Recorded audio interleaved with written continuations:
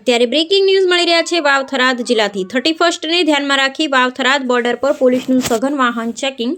વાવ થરાદ જિલ્લાની સરહદ નજીક થરાદ પોલીસ દ્વારા 31 તથા નવા વર્ષની ઉજવણીને ધ્યાનમાં રાખી વિશેષ સઘન વાહન ચેકિંગ અભિયાન શરૂ કરવામાં આવ્યું છે, જેમાં રાજસ્થાન તરફથી ગુજરાતમાં પ્રવેશતા ભારતમાલા હાઈવે સહિતના મુખ્ય માર્ગો પર પોલીસ દ્વારા કડક તપાસ હાથ ધરવામાં આવી રહી છે। આ અભિયાન દરમિયાન શંકાસ્પદ વાહનોની બારીક તપાસ કરવામાં આવી રહી છે અને છેલ્લા એક સપ્તાહ દરમિયાન પોલીસ દ્વારા અલગ અલગ કાર્યવાહી કરી અંદાજે ₹33 લાખથી વધુનો વિદેશી દારૂ ઝડપી લેવામાં આવ્યો હોવાની માહિતી પ્રાપ્ત થઈ રહી છે અને સાથે જ દારૂની હેરાફેરીમાં સડોવાયેલા વાહનોને જપ્ત કરી કાયદેસરની કાર્યવાહી કરવામાં આવી છે। થરાદ પોલીસના વિસ્તારમાં જે વાત્રાવ ચેકપોસ્ટ છે, કાયમી ચેકપોસ્ટ છે,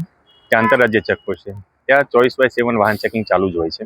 પરંતુ 31 ડિસેમ્બરને લઈને જે મહેરબાન પોલીસ અધિક્ષક સાહેબ શ્રી વાવ થરાદ ચિંતન દરિયા સાહેબની સૂચનાથી વધારાનો પોલીસ ફોર્સ ફાળવવામાં આવેલો છે અને સ્પેશિયલ 10 દિવસની ડ્રાઈવ આપવામાં આવેલી છે, જે અનુસંધાને તમામ ગાડીઓનું ઝીણવટપૂર્વક ચકાસણી થાય છે અને કોઈ પણ કેફી પદાર્થ, દારૂ, NDPS લગત કોઈ પણ ચીજ વસ્તુ કે આર્મ્સ એક્ટ લગતની કોઈ પણ વસ્તુ ગુજરાતમાં ન પ્રવેશે તેના માટે પૂરતી કાળજી રાખવામાં આવે છે। પોલીસે હાલ સુધી કેવી કાર્યવાહી કરી છે? પોલીસે હાલ સુધી સળંગ 3 દિવસ એક ગાડી જે કવરિંગમાં વિદેશી દારૂનો મુદ્દામાલ ઝડપી પાડ્યો છે,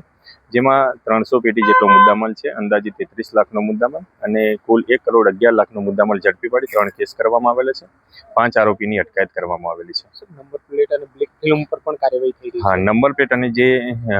નંબર પ્લેટ વિનાના વાહનો તેમજ બ્લેક ફિલ્મવાળા જે વાહનો છે તેના ઉપર આજે